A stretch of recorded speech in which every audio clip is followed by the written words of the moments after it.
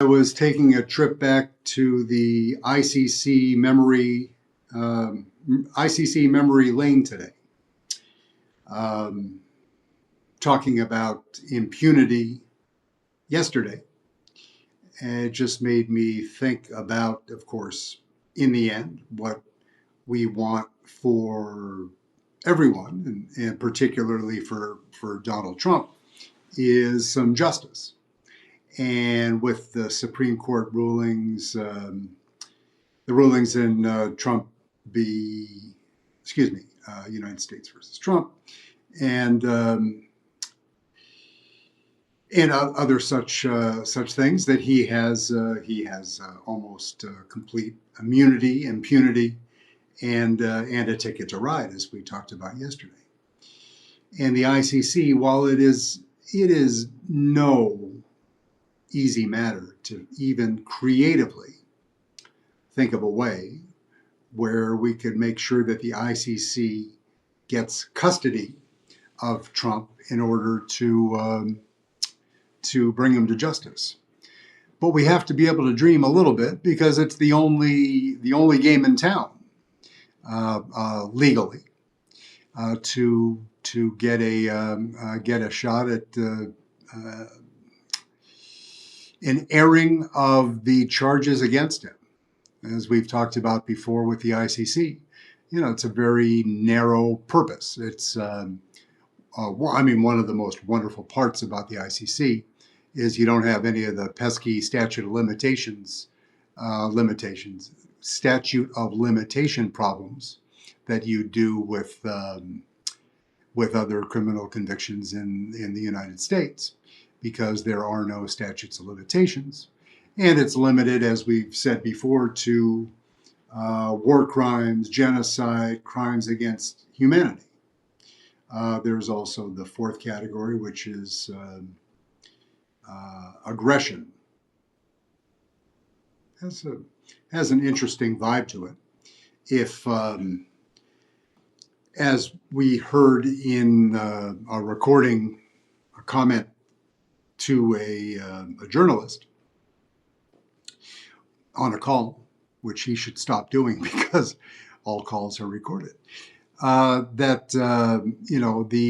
the making jokes about, yeah, maybe we'll do it again. The SpongeBob SquarePants that I put in the feed earlier today. It is absolutely despicable when you view that meme clip or whatever version of that you saw, if you think about that in light of the poor innocent children that were killed on the first day of the attacks on Iran in the girls' school. Over 100 children killed, daughters like your daughters, young kids like your grandchildren, whoever their leader is, don't deserve to die, period. And they certainly don't deserve to die at the hands of the United States government. They were killed by a U.S. Missile. And as you've known, and if you've been a student of war and armed conflict, things do happen, unfortunately, and we know, in Vietnam, and the consequences of taking hostile action. I'm not talking about napalm or illegal activity, but just mistakes can be made. What we've come to know from Trump and Pastor Pete Hegseth is that they're not telling the truth. So it makes it harder to believe their account. I'm just making an adjustment here with the camera, excuse me. That if we ask questions, and we demand and are deserving of answers to these questions, because the military and the President of the United States they're our employees. Right? We hire them, we vote for them, but they are paid by the United States citizens to do a job. It's just it's a human resources activity. And Trump, of course, turns it into the royalty, the sovereign. But that's in his mind. It's unfortunate that his cabinet and the entire Republican Party have decided to treat him in that particular way. Why you would choose, if you were going to elevate somebody to that, excuse me, for that sort of magnificent treatment, would it be a game show host? Not for me. I have nothing against Monty Hall, Bob Barker, or any of them. Whatever the funny guy is that does the Family Feud now, Richard Dawson before him. Nothing against them. They're doing a job. They're entertaining, and that's what Trump is perhaps a born entertainer because he has that personality. Shouldn't be a president of anything. Shouldn't be a leader of a country, and definitely shouldn't be the leader of this country. But here we are, and he is there. So this is more of a refocusing exercise off of yesterday's pod on impunity. The ICC was it was formed about it's coming up on its 25th anniversary. And one criticism of the ICC is that it focuses predominantly on African leaders that have violated the aforementioned 4 categories of criminal behavior. Right? And that's true. If you look at there has not been a non-African, it's all gentlemen, I was going to say human, but it's all men, of course it is. There's not been a non-African that has been convicted by the ICC. There have only been, I guess, in those, that quarter century, there have been 30-odd people charged and a dozen convicted. There were special, in certain atrocities, there were special tribunals and courts set up to handle, Slobodan Milosevic and the former Yugoslavia. That was in a separate court. It wasn't under the ICC's auspices. Obviously, Nuremberg and Hitler and Nazi Germany were well before the ICC was stood up.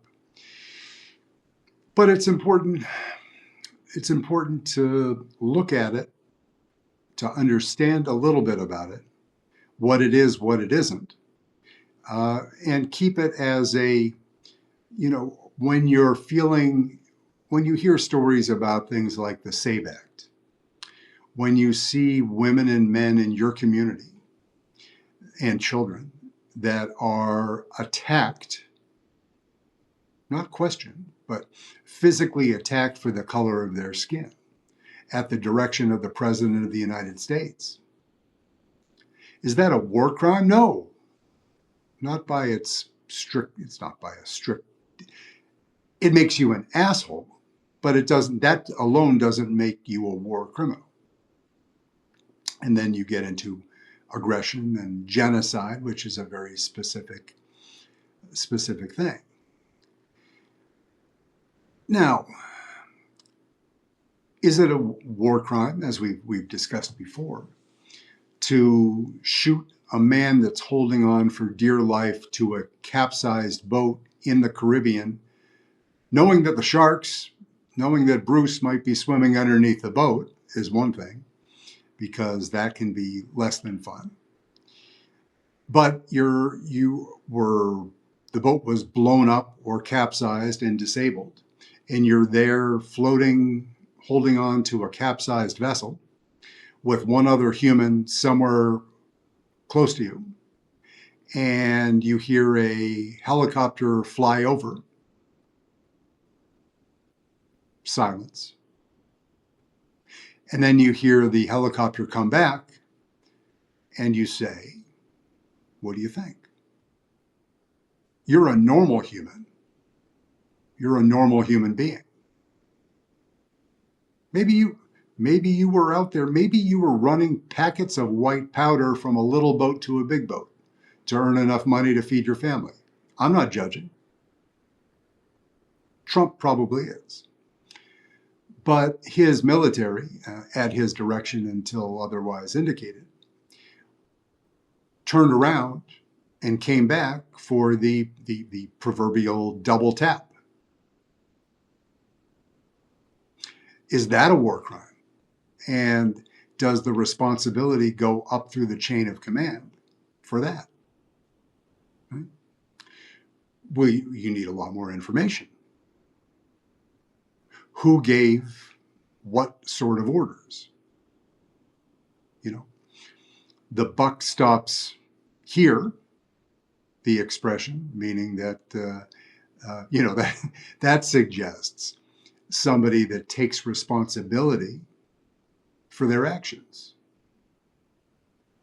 Donald Trump has never fit that definition of a human being. That's not his MO. He doesn't take responsibility for shit.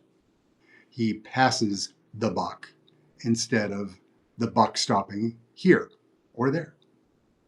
That's the kind of guy he is. That's the kind of kid that his parents turned him into. Never met them. They're not around for comment. What do we know about Fred? That we all joke about the fact that he didn't hug DJT enough. That's clear.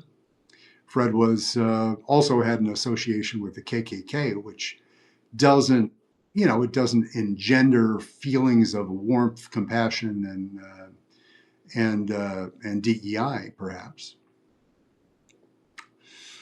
But that doesn't turn your child into a sociopath. Always. It could, if you're lucky. Now, the chances of turning that child into a sociopath and the child becoming president of the United States, those are pretty long odds, even on Polymarket. I was looking around on Polymarket and Kalshi today. Kalshi I don't have access to because the Commonwealth of Massachusetts has rated Kalshi number 1, which means in the Commonwealth of Massachusetts, they said, fuck off. No further business activity in the Commonwealth until otherwise directed, sir. Kalshi. Polymarket, still available, but limited because they for a number of reasons, one of which they're probably feeling the breath on the back of their neck, however that saying goes. That if they banged up Kalshi, maybe they're going to give the same treatment to Polymarket here in the Commonwealth. You can do workaround. I mean, I've heard about these snazzy things you kids do with VPNs. It's not an insurmountable problem. But there's a part of me, I can get the data. That's not a problem. I want to be able to, to track the data going into the Hungarian elections. And I can get the odds. I can get the real-time information. I won't be able to wager on it because I can get feeds from other jurisdictions. Right? I'll get the data. I wasn't planning on wagering. I was just planning on using it as a tool as we talked about, and to look at the shifting odds. after news events. The other Kalshi and Pauly market angle that I'm was looking at this morning was tracking Trump news conferences. You may have noticed today there was a little bit of activity in the oil market. Now there's or call them Barron and the older Trump kids are young, slick people, and the eldest DJ T Jr. is on the board of Kalshi, both Kalshi and Pauly Market. Are these young leaders in a position? I don't know if they stay at the White House. I don't know if Trump's even at the White House at all. Could be his avatar. He could just be kicking it by the pool at Mar-a-Lago. But are the children getting access to real-time decision-making from their father? And are they able to wager on that outcome in a prediction market? Right? If I knew that my dad was going to announce on Fox News that he's going to implement a 5-day hiatus on bombing activity at energy-related facilities in Iran, I could figure out how to make money on that if I had the information beforehand. You would look at the markets, because just because you get inside information, especially with an unreliable partner like Donald Sr., who else did he tell, right? Did he, we'll just say, make it a biological experiment? Did he take a dump? Did he need a diaper change in the middle of the night? Did he mention something to a butler? I'm not sure. I'm not impugning the integrity of any White House employees, but people hear shit, right? Is he whispering things in his sleep? Well, if he is, I'm hoping that Melania is not there to hear it, because if she was smart, she'd be in another room. I mean, there are certain STDs you can only catch once, but what does it say? Once chastened, twice shy, or something like that, as maybe Bill Gates and Donald Trump and many other associates of Jeffrey Epstein's, who patronized a particular Russian adult entertainment star and have something in common to show for it. What could that be? I don't know. Allow your imaginations to fill in the blank. Right? This is a kid show, so keep it clean. These are times of questionable dignity in the halls of power. I wouldn't be surprised if I know it. I know it in not knowing it like Donald Trump, like I have a feeling, so I'm going to bomb Iran and kill children. Know it. But look at the behavior. What what is characterological of Donald Trump's behavior that we've known since Bret Easton Ellis was mentioning him as a bit character in American Psycho at the end of the 80s, right? I guess written at the end of the 80s, published in the 1991. He's a freak, right? He's a freak, and he always has been. He's a damaged soul that got to Captain Kirk's control chair, and he should never have been in the chair in the first place, and never should have been invited back. But again, here we are. We have to deal in the reality. But it doesn't mean we can't dream. And it doesn't mean that we can't have flights of fancy about the International Criminal Court. What would it take? They have to have custody.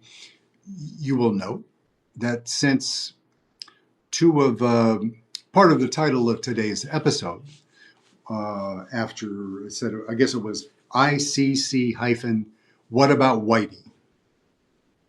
Who's Whitey? Whitey Bulger? No, he's gone.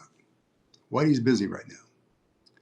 Whitey is, or are, all of the bad guys that the ICC hasn't been able to get to yet because they've been busy convicting Africans. A lot of dudes from Sudan, from Mali, from DRC, Democratic Republic of the Congo.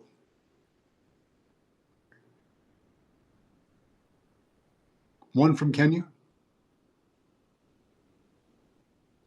One or two from Nigeria or currently under indictment. I mean, there are a lot of African countries, but why? I guess there's also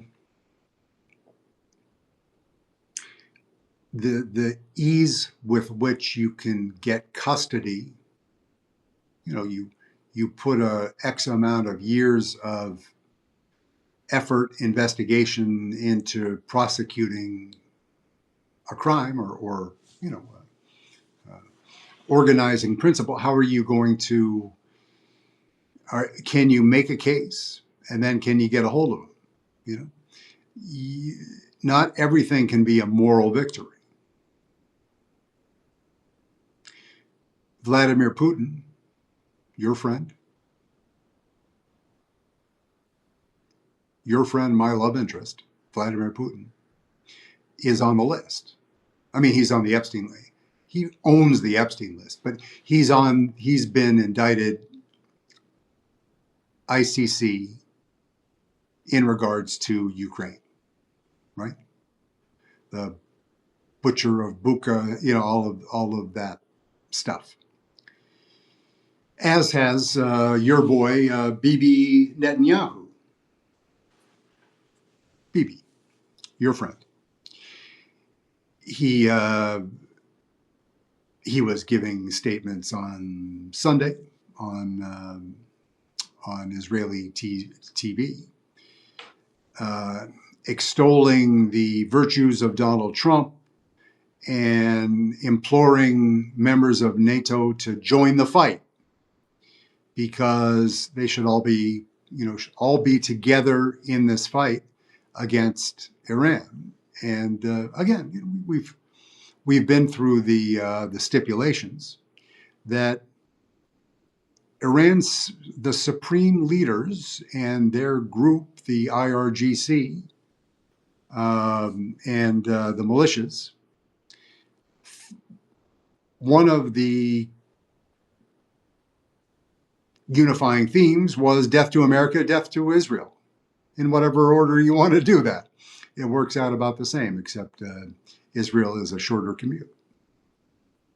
Right? And do they, what part of that, what part of their disdain for Israel is a Jewish people versus a people that displaced Palestinians from Palestine? Apportioning what? I don't know. Those are elements. But to listen to Bibi and Trump together, put them both in a burlap bag and go sailing, right? But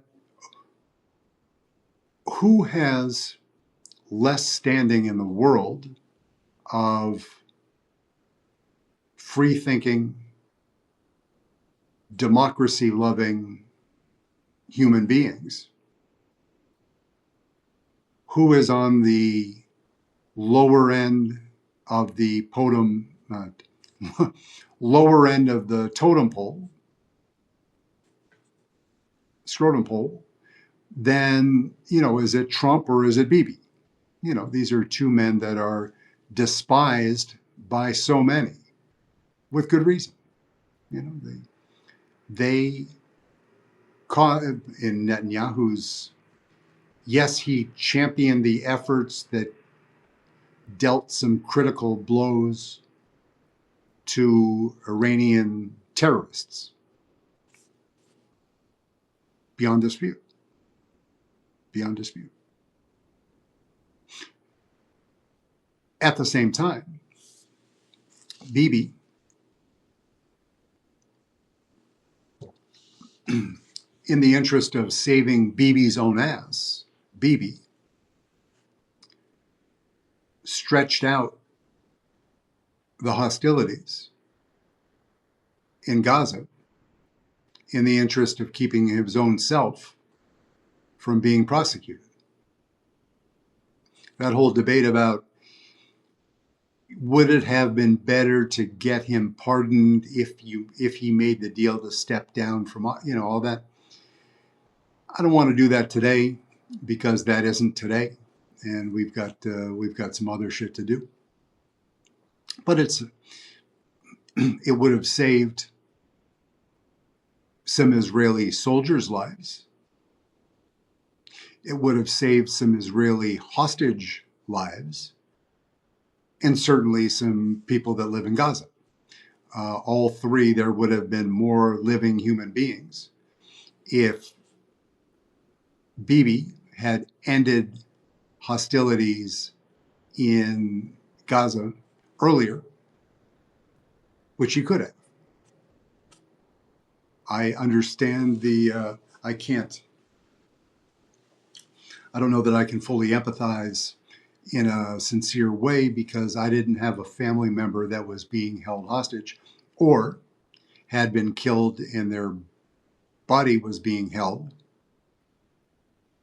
Not qualified to comment on that. I could try to put myself in their position, but it's hard for U.S. citizens,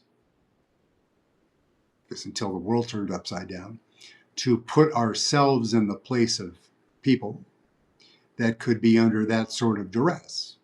Right? So I'm not faulting any family member of any hostage or any family member of a KIA IDF soldier. The family just wants the body back to bury them. Not my position. Not qualified to criticize. But what did Trump and Netanyahu do in the interest of saving their own ass to the detriment of other people? The list is long and undistinguished. No debate about that. Trump. I mean, it's too long, and because of the fire hose, there's too much water under, over, and behind the bridge since he took office for the second time, and now we're however many months after the time that they had to disclose all of the Epstein files, and they only have about 1 million or 2 pages to go. Victims, again, on a broadcast early today, saying that they're really tired of it. They're putting together a list of the people that aided and abetted Epstein and Ghislaine Maxwell. There's the very real possibility that Maxwell will be pardoned because she knows too much, which she knows a bunch. We were joking yesterday or the day before. After you get past Juan Orlando Hernandez, the former president of Honduras, being pardoned, where do you go from there? This is a guy who tortured and killed people and brought more kilos, kilo being 2.2 pounds, by the tons, so math, tons of cocaine into the United States beyond dispute. It happened. Our agents documented it. And he pleaded guilty to those crimes and then was pardoned by your president. So where can it end? Where will you be? When will you be shocked? El Chapo? Same guy. Not exactly the same. A Honduran gentleman versus a Mexican gentleman. Hernandez worked with Sinaloa cartel. El Chapo was Sinaloa cartel. Different guys.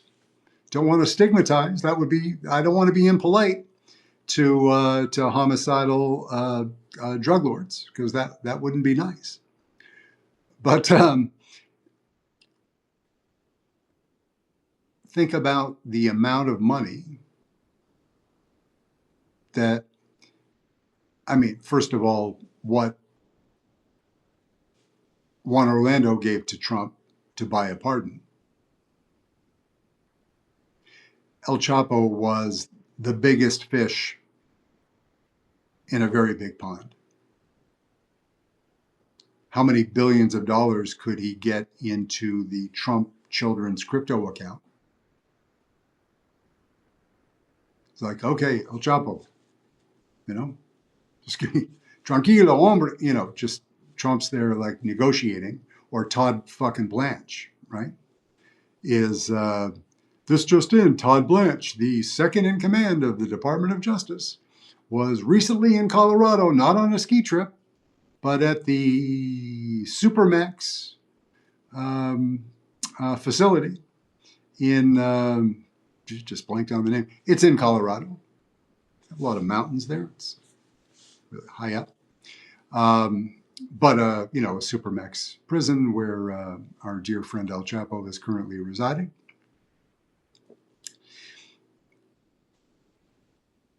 In a year, would you faint if you heard that El Chapo was kicking it at a sidewalk cafe in Paris? I wouldn't, And it's really the least of our worries, right? What we need, homicidal drug lords all over the place, I lived in Miami for all those, whatever. Just another day at the beach. Not really concerning. What I'm concerned about is I want my democracy back. That's what I want. I want the country that imperfect, flawed, racial issues always has and will for some time to come. Always will have issues. As they say, warts and all. But rule of law. Rule of law 2028 version, great. It needs some work. Obviously, just listen to the Supreme Court, as I was listening to this morning, the oral arguments with the DA, there's a guy from Mississippi, whatever. Screw it. I just don't want a police state. Just want I want a fair, a level playing field. Put it back together. Fix the parts that have been broken for a long time. Ain't going to happen by tomorrow. That's all fine. But to do, Democratic Party comes in, takes the House. We hold hearings, hold people accountable. during that period of time, Trump is still shipping bags of cash to wherever. Right?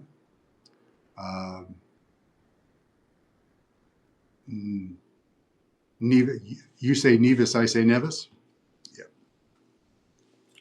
In those future-proof bunkered communities that ultra-rich people are building with bunkers around, so when you and I come with pitchforks, that we can't get them. So, it'll be fun.